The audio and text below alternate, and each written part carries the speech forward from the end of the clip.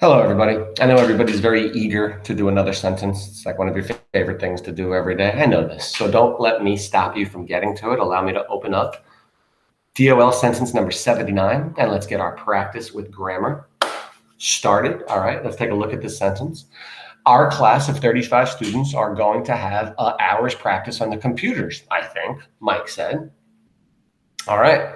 Now, I want to point out, I'm not saying that I think Mike said this. Mike actually said, I think. So let me read it again. Our class of 35 students are going to have hours practice on the computers, I think, Mike said. Okay, so this is a direct quote.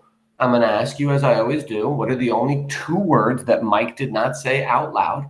And when I figure that out, I want to separate it out with a comma. And then, of course, everything that he did say, I want to separate out by putting within quotation marks. So, of course, the only two words that Mike did not say out loud are Mike said. So everything else Mike did say. So I want to put quotation marks before are and after think.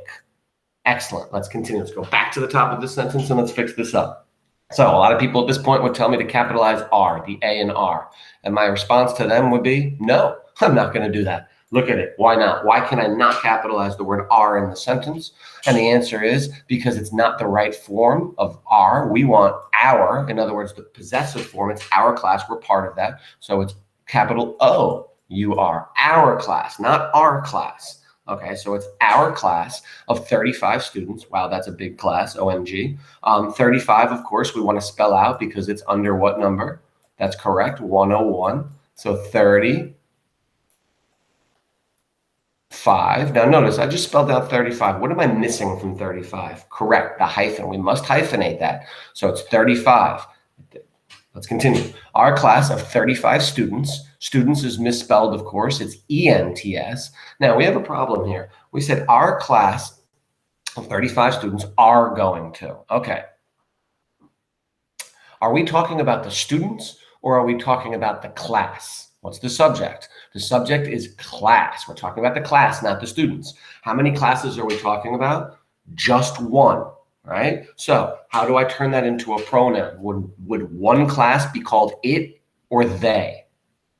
It would be it. So can I say it are? No, no, no, it is. So it's our class of 35 students is going to.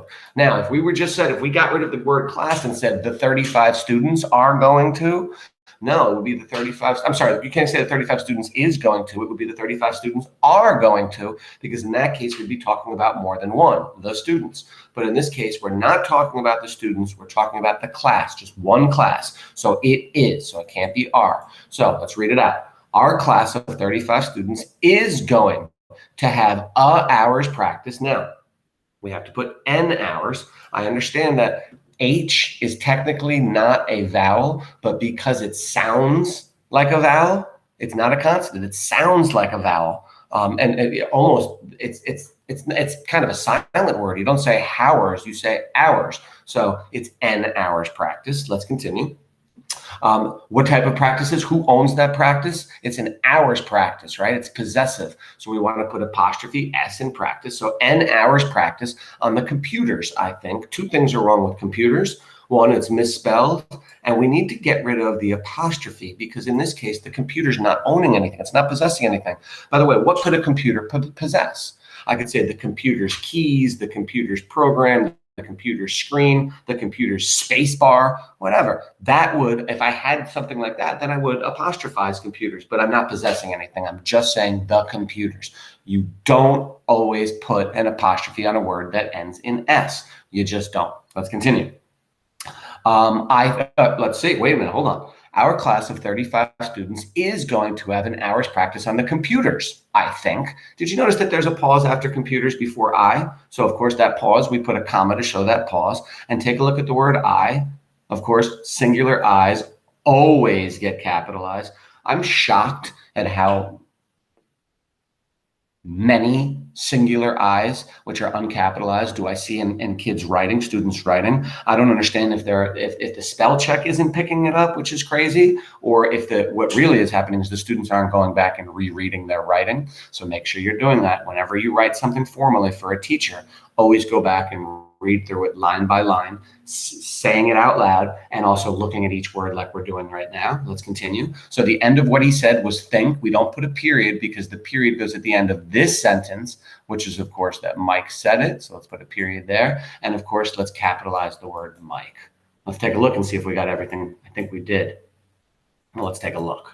So we have open quotes, our class. It's not our class, right? Of 35. We spelled out 35 and put a hyphen in there. Students, good. Is, we said is, because again, we're talking about one class, right? It is. So our class of 35 students is going to have an hours.